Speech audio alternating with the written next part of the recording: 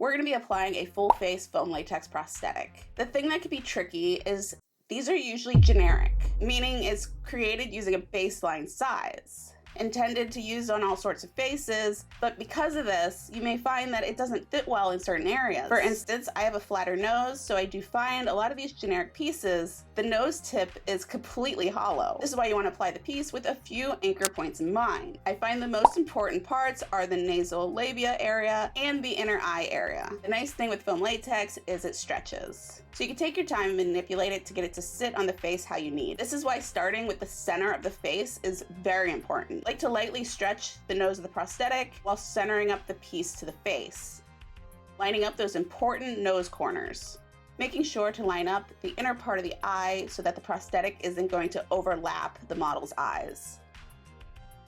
Now, gluing around the eye and cheekbone area, as you're working, you want to lightly pull on the piece, preventing any folds. Doing the upper lip and making sure it sits in the mouth area how I want it. Now for the lower part of the face, starting with the chin, to make sure the piece is center. If you do one side, you may find that you accidentally pulled the face too far one way. You could end up with a crooked piece.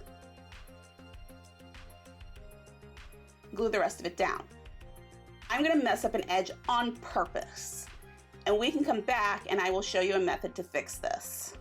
The main parts of the prosthetic are glued. Now we're gonna go around the edges. One handy tool for this is bent tweezers. It allows you to pick up the edge and get the glue brush under there.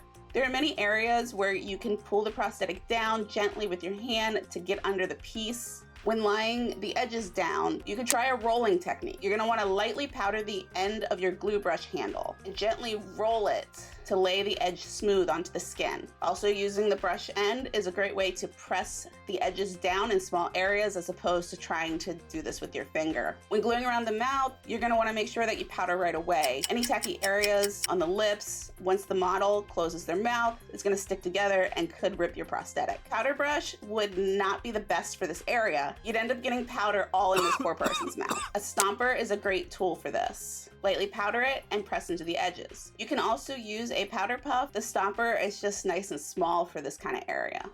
One tool I haven't addressed yet is that bent brush. Like the tweezers, the bend in the glue brush helps keep your hands out of your line of sight. Okay, so the stomper, the bent tweezers, the bent glue brush, these are not required. These are just tools that you may find helpful. As you can see, I'm able to glue around the eye area without the tweezers. Some people may not feel comfortable working with the tweezers, and that's completely fine.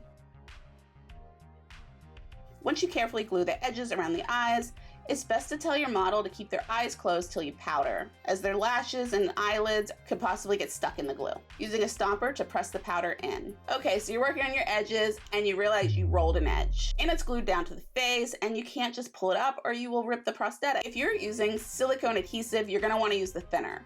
But since we're using an acrylic glue, I'm gonna go ahead and take some 99% alcohol. Carefully work the brush above and below the area. You're gonna take your time and carefully work that edge out. Get more alcohol in the brush if it starts to stick. You're taking your time because those edges are thin and you don't wanna rip them up. Once free, apply some new glue and gently lay that edge down. Once it's all applied, you'll wanna seal the edges with either Beta Bond or Prosthetic. Sealing the edges will blend the prosthetic into the skin.